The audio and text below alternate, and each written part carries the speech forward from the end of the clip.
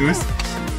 On va faire une petite revue de lecture du mois de novembre. C'est vrai qu'il y en a eu pas mal, il y a eu pas mal d'achats, il y a eu 2 ou 3 séries d'achats depuis mi-novembre et fin octobre. Et là on va faire un petit peu la revue des différents mangas que j'ai achetés, aussi bien des nouvelles licences que des licences que j'ai continuées. Il y en a d'autres que je vous avais pas forcément présenté mais que j'avais déjà eu un peu en stock, parce que ça c'est ma pile à lire. Voilà, qui s'étend sur quand même beaucoup de secteurs. Voilà, encore vous voyez pas ce qu'il y a en bas parce que c'est trop bas, mais voilà, j'ai tous les Tsubasa, tous les Free Fight à lire encore. Donc il y en a quand même vraiment beaucoup, les Noritaka, les Geobreeder, les Mar, enfin bon, il y en a plein. Donc ça va être séparé en 2 parties. La première partie sur vraiment les livres neufs que j'ai achetés, et puis la deuxième partie, ce que j'appelle les mangas métro, c'est-à-dire les mangas que j'ai achetés d'occasion et que j'ai lus dans le métro. Allez, c'est parti. Donc on va commencer avec le 2e tome de Keijin Reijo. Donc Keijin Reijo, c'est une série, c'est une collection que j'ai déjà présentée. Là il y avait le tome 1. C'est une collection que j'ai déjà présentée dans un manga doc. Franchement j'aime beaucoup. Donc ça c'est le premier et le deuxième. Là le premier je l'avais déjà lu. Là c'est celui-là que j'ai lu au mois de novembre. Il est moins gros. Alors ça faisait partie des questionnements que j'avais par rapport à la taille des mangas.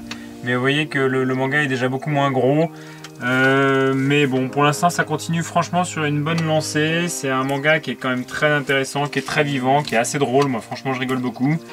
Il y a beaucoup d'hémoglobine, il y a beaucoup de... Ouais, c'est assez sympa. Donc Keijin Reijo, je vous le recommande. C'est une bonne série et vous avez tout intérêt à continuer à la regarder pour l'instant en tout cas. Donc ça y est, je la mets de côté. Après... une série que j'ai commencé, je me souviens pas trop, mais HX Heroes, je me souviens pas.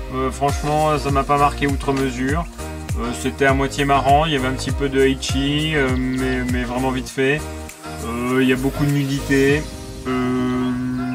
Après, pour le reste, ça m'a pas marqué. Je vous dirai, j'achèterai le 2e, le 3e s'il y en a d'autres.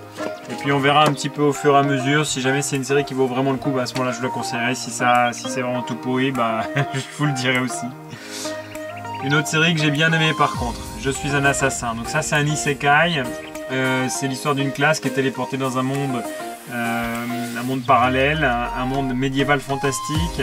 Et chaque personnage est affublé de caractéristiques. Alors pour ceux qui ont joué un petit peu au jeu de rôle type Donjons et Dragons, type parce que voilà, c'est le type de jeu de rôle qui peut vous amener à apprécier cette série. Donc Je suis un assassin. Le premier tome pose les bases et en fait on va suivre l'histoire de ce personnage qui c'est bien dit dans le titre, je suis un assassin et je surpasse le héros. Je peux pas vous spoil, donc ça va être difficile de vous expliquer. J'en ferai peut-être une vidéo après la 2e série, après le 2e tome qui va pas tarder à voir, qui est peut-être même sorti là d'ailleurs. Je tourne cette vidéo le 7, je sais pas quand est-ce qu'elle va sortir sur YouTube. Mais du coup, normalement, avant la fin, avant le 9, avant le 10, il y a la plupart des mangas qui vont sortir, notamment le tome 2 dessus là. Donc c'était pas mal, mais encore une fois, c'est réservé un petit peu aux lecteurs de jeux de rôle. Parce que y a ces histoires de fiches de personnages, ces histoires de gains de niveau quand on tue des monstres, etc., etc. Ça fait quand même appel à un type de jeu qui est quand même pas très très fréquent. Une autre collection que j'aime beaucoup, c'est un avis très personnel, mais Grand Crestward, donc Record of Grand Crestward. Moi je trouve que c'est une série qui est extrêmement bien dessinée, je trouve que c'est vraiment très très agréable, c'est très vivant, c'est très, encore une fois, médiéval fantastique. Il y a de la magie, il y a des histoires de chevalerie, il y a beaucoup de stratégie. Donc c'est un manga qui pour moi est assez complet. Il est un petit peu léger dans le dessin, mais franchement les dessins sont plutôt vraiment bons. Le personnage principal c'est une femme, donc ça met un petit peu aussi voilà, c'est une femme qui est puissante, c'est une femme qui a du caractère. Donc ça remet un petit peu au goût du jour des personnages héroïques un peu différents, un peu badass, des versions féminines. Donc c'est vraiment très très bon. Enfin, pour moi c'est une série qui est très très bonne. Après, encore une fois, les goûts et les couleurs, ça se... Bon, mais moi j'aime bien. Voilà, donc Record of Grand Crestward. Donc là on est au tome 5. Je crois que c'est en 6 tomes. Je voudrais pas... en 7 tomes. Je voudrais pas dire de d'annerie, mais il me semble que c'est en 7 tomes. Voilà, donc ça je vous le recommande aussi également. Une autre série que je vous recommande, mais alors, c'est une série vraiment qui démarre vraiment sur les chapeaux de roue. Hop là. Chain Snowman, bah, c'est une tuerie.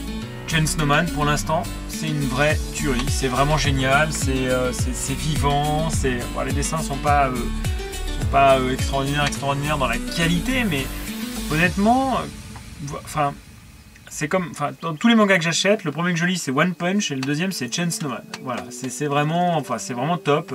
On passe un super moment.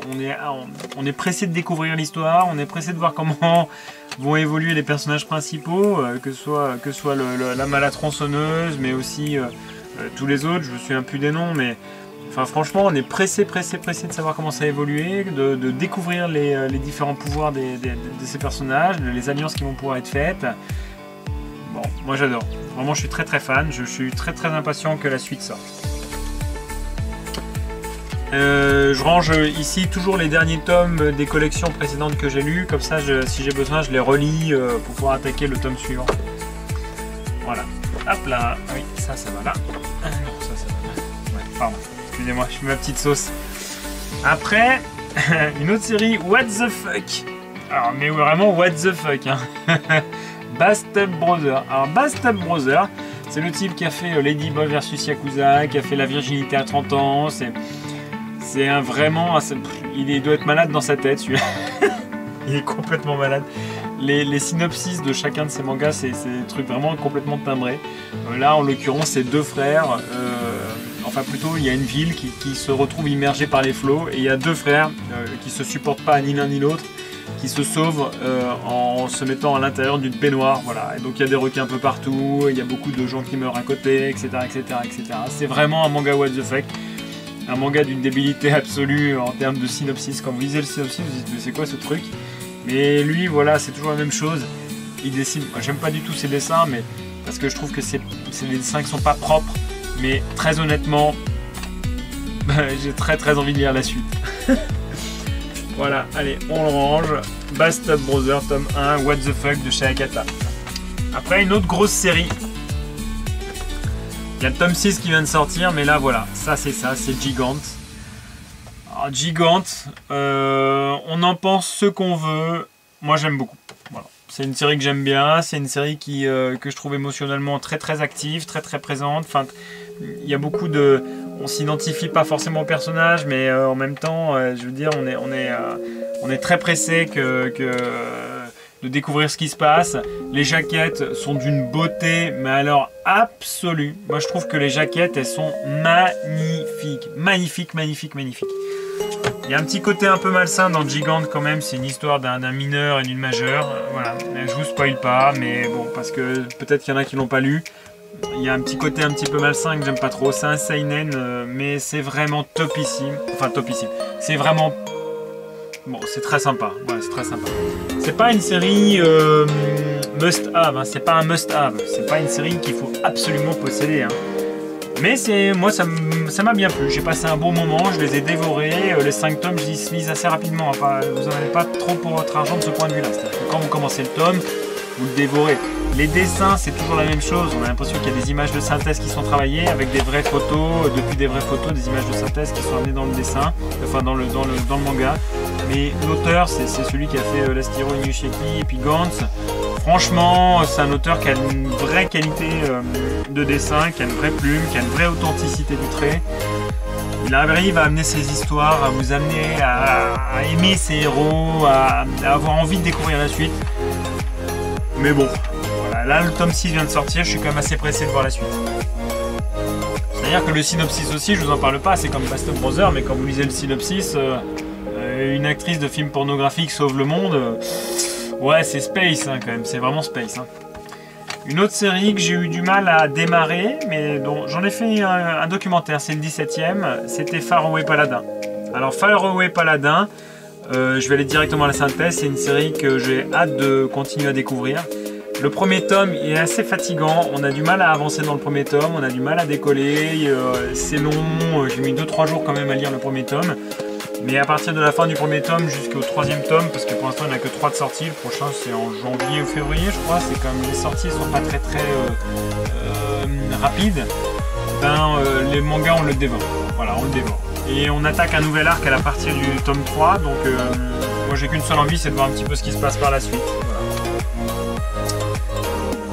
Voilà. Un livre, alors pour le coup là je suis un peu déçu. Et je pense qu'on est beaucoup à partager cet avis-là, c'est Shinatori.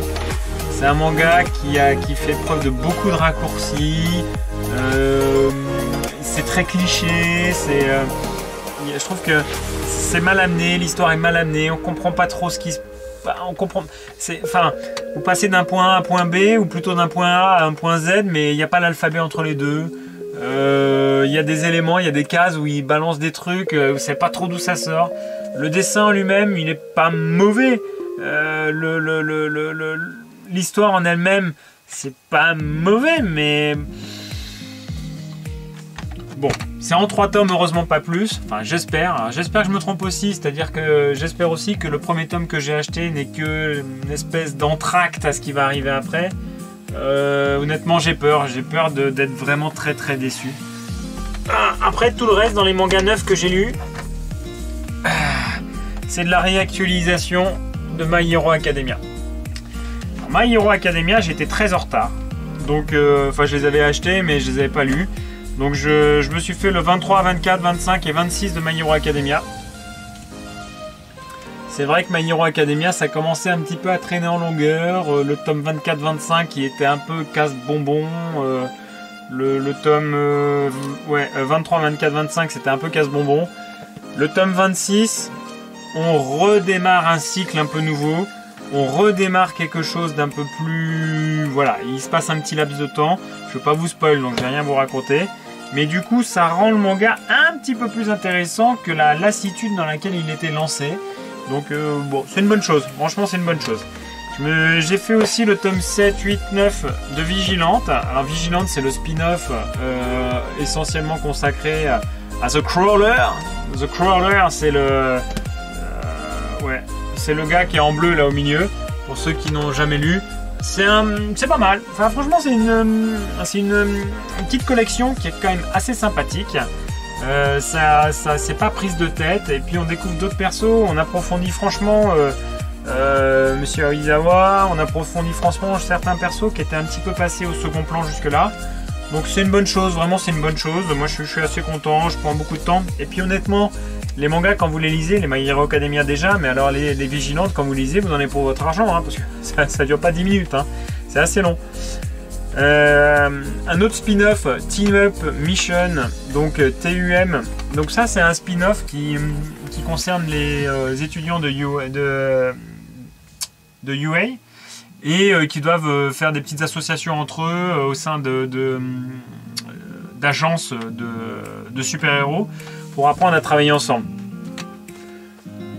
Bon, c'est un spin-off léger, voilà, je vais dire ça léger, c'est pas mauvais, on n'est pas, voilà, c'est pas un échec critique, voilà, c'est pas 1 sur un dé de 20, enfin, je veux dire, c'est pas pourri, mais c'est pas indispensable, si vous l'avez pas, c'est pas grave. Un autre spin-off, enfin un spin-off entre guillemets, c'est My Hero Academia 2 Heroes. Donc ça, c'est en papier glacé, c'est assez cher celui-là, je sais plus combien je l'ai payé, 10 €, 9 €, 10 €. C'est que du papier glacé 100%, ce sont les extraits du film My Hero Academia 2 Heroes. Donc c'est pas vraiment un manga, c'est plus des planches qui sont extraites du dessin animé et qui compulsent la totalité du tome. Il est super lourd, il est un peu long à lire, mais c'est pas mal.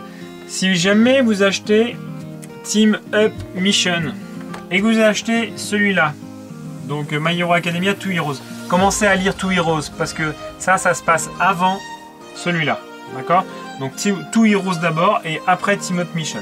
Ça sert à rien de le faire dans l'autre sens, enfin plutôt c'est plus intéressant de le faire dans ce sens-là parce que au niveau chronologique, 2 Heroes ça se passe avant. Donc voilà pour la partie des mangas neufs. Maintenant on va attaquer la partie de ce que j'appelle moi les mangas métro, les MM.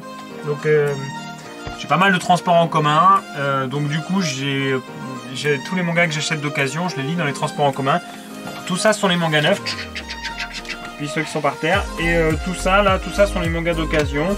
C'est les mangas que j'achète pour lire dans le métro. C'est les mangas que j'ai pas peur d'abîmer, quoi. On va commencer par une collection qui aurait pu être très sympathique, Variante. Alors Variante en 4 tomes de chez Glénat. donc de chez Glénat. Les illustrations sont très sympathiques. Le dessin à l'intérieur est quand même globalement bien fait. L'histoire, elle tient plus ou moins la route. C'est un espèce de Resident Evil. J'exagère, hein, bien sûr. C'est l'histoire d'un parasite qui vient créer des espèces de pseudo-monstres comme un zombie. Enfin, c'est pas ça, mais là je vous caricature la chose. D'une jeune fille de 16-17 ans qui est un peu l'héroïne. Et ça aurait pu être vraiment bien. Ça aurait pu être vraiment bien, sauf que c'est juste bien. Voilà. C'est ni bon ni mauvais, c'est bien. Ça se lit assez rapidement. Un autre manga. Donc cette fois, c'est chez Tokebi. C'est Tokebi, hein? Ouais, c'est ça. Tokebi. Alors vous allez peut-être reconnaître parce qu'on en voit souvent d'occasion de cela. Ragnarok Into the Abyss. Voilà. Donc, Ragnarok Into the Abyss. Collection qui est quand même assez difficile à compléter parce que comme tous les Tokebi, ils sont pas hyper fréquents. Moi j'aime bien les manhwas, donc je passe un bon moment quand je les lis. Je trouve que les dessins ils sont toujours très intéressants. C'est très différent de ce qui se fait au Japon. Mais encore une fois, comme tous les Tokebi, ben, là le tome 10 c'est le dernier tome. On a l'impression que c'est le dernier en fait, mais c'est pas du tout le dernier quoi. C'est juste que la série est clôturée parce que le Tokebi a fait faillite et qu'il n'y a plus d'édition. Très honnêtement, c'est pas une collection indispensable. Voilà. Moi je passe un bon moment, mais c'est loin d'être une collection indispensable. Après, hop là, Lineage Saga. Lineage Saga. Bon, je me suis un peu forcé pour les lire, c'est un peu chiant, c'est un manga de chez Kion.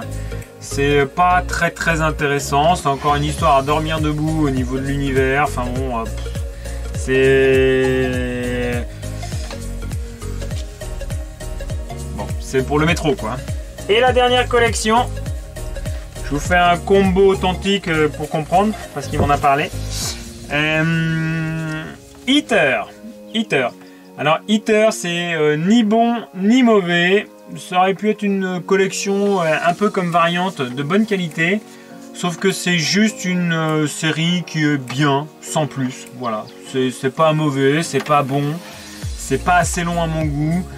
Je pense qu'il y a quand même des carences dans le scénar, il y a quand même des carences dans le dessin, il y a quand même il y a quand même beaucoup de carences. Et au bout du compte, ça laisse une série avec un petit goût d'inachevé, avec un petit goût c'est très imparfait comme collection. Ça se laisse lire et c'est très bien pour le métro, mais pas plus. Voilà. Donc c'était pour faire un peu le briefing de tout ce que j'avais pu lire pendant le mois de novembre. Là, le mois d'août a déjà bien commencé, mais j'avais pas eu le temps de faire la vidéo préalable. Là, j'étais un peu surchargé. Donc, si vous avez lu des collections parmi celles-là, bah, n'hésitez pas à le préciser dans la vidéo. Vous n'avez peut-être pas le même point de vue. C'est vrai qu'on est tous un peu différents en termes de goût et de couleur. C'est toujours la même chose. On est tous différents, donc il ne faut pas hésiter. Laissez les petits commentaires, ça fera toujours plaisir. Laissez un petit pouce bleu aussi, ça fera plaisir. Ça motive à continuer. N'hésitez pas à vous abonner, c'est aussi très gratifiant et valorisant. Moi, chaque fois que j'ai un abonné de plus, bah, je suis content. Ça me fait plaisir de partager ma passion avec vous. Et puis, j'espère que vous avez passé un temps intéressant avec moi au cours de cette présentation. En tout cas, bonne lecture, à très bientôt. Bisous.